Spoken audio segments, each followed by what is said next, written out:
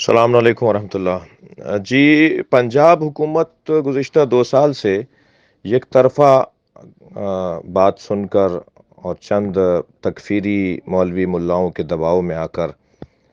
میرے اوپر پابندی لگاتی ہے، اور کبھی اس شہر میں داخلے پہ پابندی، کبھی اس شہر میں داخلے پہ پابندی۔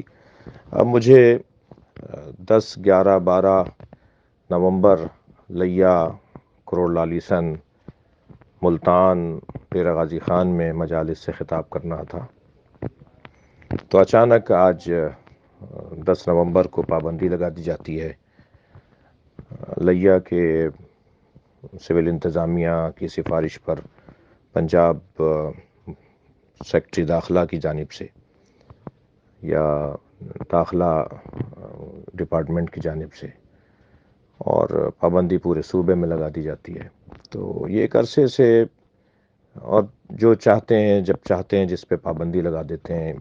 ہزاروں بلکہ لاکھوں لوگ ہمارے چاہنے والے ہیں، محبت کرنے والے ہیں۔ سنی مجھ سے پیار کرتا ہے، میں بارہا کہہ چکا ہوں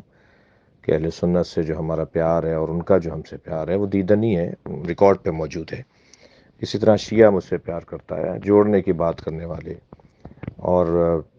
آدھے آدھے کلپ بنا کر ماحول بناتے ہیں کہ جی فلاں جگہ انہوں نے یہ کہا ہوا ہے اور فلاں جگہ انہوں نے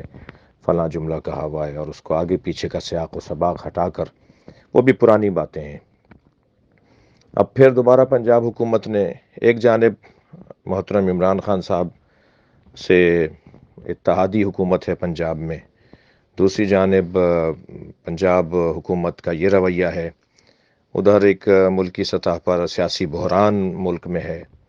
میں اس وقت پہ اگر کوئی اپنے حقوق اور جو ہمارا حق، یعنی میرا شہنشاہ حسین نقوی کا حق نہیں بلکہ پوری ملت جعفریہ، پوری ملت اسلامیہ کا حق ضائع کرنے والی بات ہے جب وہ پابندی لگاتے ہیں، جب روکتے ہیں۔ اب میں اگر اپنے حق کی بحالی کے لیے کوئی جد و جہد کرتا ہوں تو ملک کی سیاست کے اندر بھی اس کا ایک کوئی رخنہ آ سکتا ہے، اور کوئی نئے طرح کے مسائل شروع ہو سکتے ہیں۔ میں ایسا سوچ رہا ہوں کہ اگر کچھ دیر میں انہوں نے سمجھداری نہیں کی تو میں پھر کراچی سے پنجاب کے بارڈر تک احتجاج کرتا ہوا اپنے چاہنے والوں کے ساتھ پنجاب کی حدوں پر اور سرحدوں پر پہنچوں گا، اور پھر صادق آباد کے